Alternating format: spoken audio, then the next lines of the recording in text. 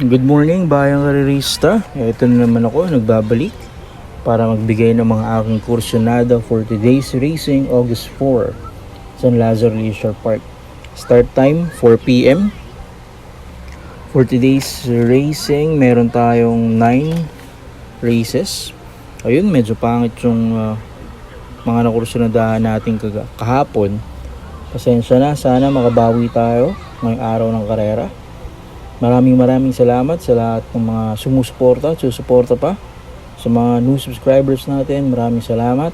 Sa mga hindi pa nakasubscribe, please consider subscribing. Thank you.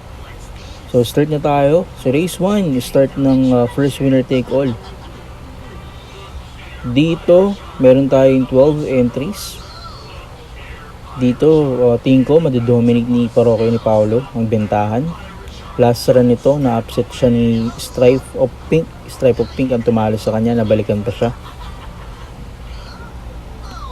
Nakaraan, tumakbo naman din tong si Royal Signal, Pulang Lupa, Cathy and Alice, Well Done, Yes Music, kaso tinalo sila ni Big Berta. Doon sa karerang yun, sumigunda si Pulang Lupa, Cathy and Alice naman, pang-4. Tapos pang-7 si Royal Signal, nasa hulihan si Well Done, tapos Yes Music na scratch. Dito naman, marami rin bebenta dito ng bahagya. Pero first choice ko, tunuto na rin si Parokya ni Paolo. Ang mahirap lang kasi Parokya ni Paolo nang gagaling sa hulihan to.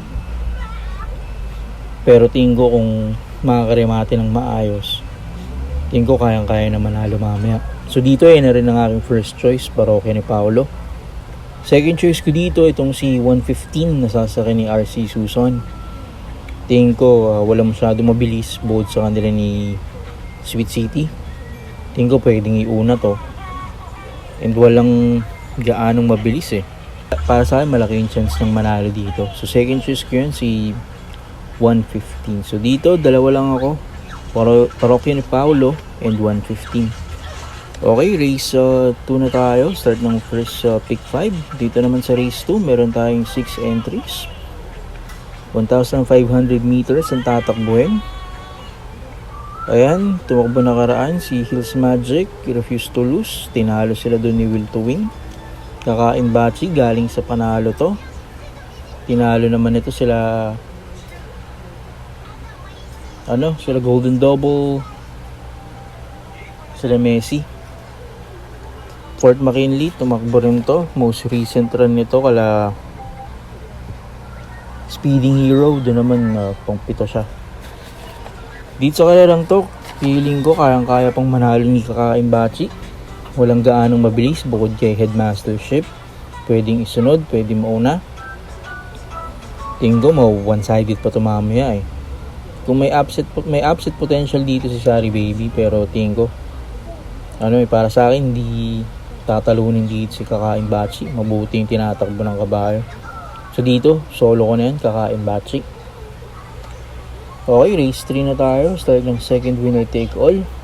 Race 3, meron tayong 12 betting numbers. May couple entry, number 2. Dito, tingin ko madadominate ni Lucky Nono yung bentahan. Lately, si JG Serrano na sumasakay sa Magnus Stables. May Magnus Stable. Kahapon, Early Bird. Nakaraan si Heroes del 96. Dito si Lucky Nono, siya nasasakay. Tingin ko, baka ma-one-sided pa ito mamaya. Kung hindi naman, siguro didikit sa bentahan dito, maaasahan. Pero dito sa karerang to, ang kursunado ko, si Don Albertini, nasasakay ni OP Cortez. 11 years old na si Don Albertini, pero may galing pa. Dito pwedeng isunod kung wala na kasing dati niyang bilis eh, pero tingin ko kung walang gaanong mabilis pwede namang iuna to. Dito yan ang first choice, Don Albertini. Second choice ko, maasahan, nasasakay ni RD Raquel. Tumakbo rin to nakaraan, Don Albertini. Pangalawa naman siya, pangatlo kay Magnolia Yana and My Sweet Lord.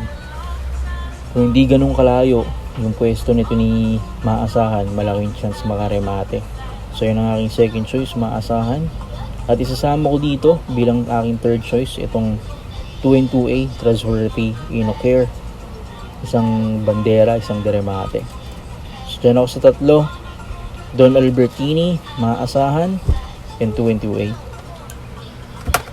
Okay, race 4 na tayo. Start ng pick 6. Dito naman sa race 4, meron tayong 10 betting numbers. May dalawang couple entry, yung number 1 and number 5. Dito, first choice ko tong si Ambisyoso, nasasakay ni J.A. Guse.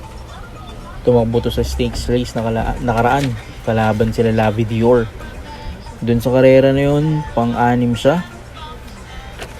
Dito, tingin ko malaki yung chance. Walang gaanong mabilis. Pwedeng iuna to. J.A. Guse rin sasakay. Magaling na hinete. Second choice ko dito, itong si Super Former. Nasasakay ni A.R. Villegas. Baka nga ito malimado mamaya eh. Ito naman si Super Former. Sumigunda to dun sa couple entry niyang nanalo, si Modern Kong. So dito sa karerang to, dalawa ako. Ambisyoso, tsaka tong si 5 and 5-8. Super Former and Determinado. Okay, race 5 na tayo. Start ng second pick 5. Dito sa race 5, meron tayong 12 betting numbers. Tumakbo nakaraan tong si Guest of Honor, Princess Isabel. Ang kalaban nila nun si Evalicious. Sumigunda dun si Princess Isabel. Pangatlo si Guest of Honor. Chef Cut, most recent run nito, kala ano naman to, Morning Breeze, pang-apat siya. Tapos Princess Via, galing sa panalo nakaraan, tinalo niya si Amelia, which is nandito rin sa karerang to.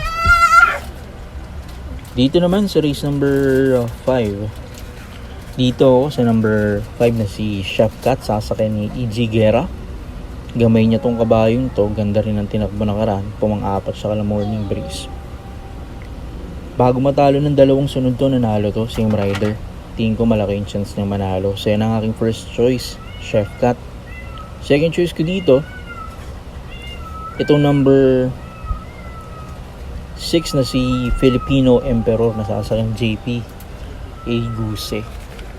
At sa Filipino Emperor, malakas rin mamate to. So mamaya kung di ganun kalayo yung pwesto niya, tingin ko malaki yung chance makaremate na ito. So yun ang aking second choice, Filipino Emperor. Isasama ko dito bilang aking third choice, itong si Caraga Wonder, nasasakyan ni RC Suson. Si Caraga Wonder naman, nandun din to kala Magnolia Yana. Doon naman pang-anim siya dumating. So dito sa race 5, doon ako sa tatlo, Chef Cat, Filipino Emperor, and Caraga Wonder. Okay, race 6 na tayo. Start ng pick 4. Dito sa race 6, meron tayong 12 entries. Maraming bebenta dito. Tingin ko madodominate ni Lara Julian's Isla Puting Bato. And the right answer, ang bendahan dito. Isla Puting Bato, tumakbo ito nakaraan. Doon kala Lavi Dior. Doon naman, ano siya, pang-apat siya sa bugaw. Si Lara Julia naman, most recent run nito kala Regal. Doon naman pang-anim. Lara Julian kasi nung nakaraan di ganun kaganda yung labas niya. Si Isla Puting Bato, although medyo nasa hulihan to, dun sa karerang to nakita ko na pinipilit siya ni J.A. Guse para matiin, kaya lang medyo naubusan yung kabayo. Right answer, galing sa panalo to. Dito naman sa karerang to, first choice ko itong si Isla Puting Bato, sasaka ni J.A. Guse. Tingin ko kaya niya na manalo dito. Second choice ko dito, itong si Don't Say Bad Words, nasasakay ni PJ A. Guse. Don't Say Bad Words naman, tumakbo din to kala Easy Touchdown. Doon naman kala Easy Touchdown, pang-anim naman siya dumating. Ang layo kasi lumarga nito eh. Pero kung makakarimati ng maganda, tingin ko malaki yung chance na ito. So yun ang aking second choice, si Don't Say Bad Words. Pangkursunado ako dito bilang aking third choice, itong si Denderendenden, nasasakyan ni IA El Aguila. Walang gaanong mabilis dito bukod sa kanya kay Magistrail. double happiness. Tingin ko pwedeng mauna to dito. At baka hindi abutin, lalo na kung wala nalulucha. So dito sa race na to, dyan ako sa tatlo. Isla Puting Bato, Don't Say Bad Words, tsaka si Deren. Okay, race 7 na tayo. Dito sa race 7, meron tayong 12 entries. Mababang grupo, class 5 to. Dito iba-iba na nanalo eh. Pero kursunado ko dito itong bagong baba na si Hot Legs. Hot Legs na run, tumakbo to Kalabian the Sea. Kalabian the Sea, isa pa. Doon naman sa karerang yun, pang-apat siya. Dito first choice ko, yan na rin, Hot Legs. RD Raquel pa rin ang sasakay. Tingin ko kayang i-remate to. Second choice ko dito, itong number 3 na si Dream of Mine, sasakay ni E.G. Guerra. Cambio Hinete na. Nakaraan, sumakay dito si P. Henson.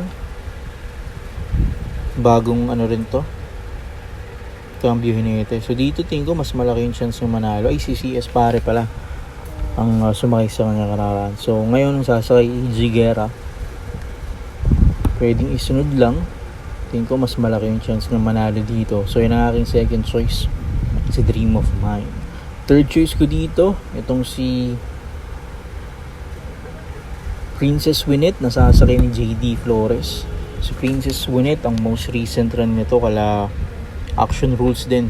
Doon naman sa karerang yun, pang-pito siyang dumating. Tingin ko dito, isa din to sa mga re-remate. Gusto ko yung chance niya dito sa karerang to. Although madedehado pa to, pero kursunado ko siya dito. So dito sa race 7, tatlo ko dyan.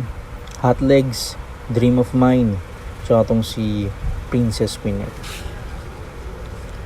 Okay, race 8 na tayo. Dito sa race 8, meron tayong 7 entries, 1,500 meters ang tatakbohin. Dito naman, most recent run and Gun, galing ko sa panalo. Si Run and Gun, tinalo niya nakaraan sila Rockaway, Abel Iloco, Trustworthy.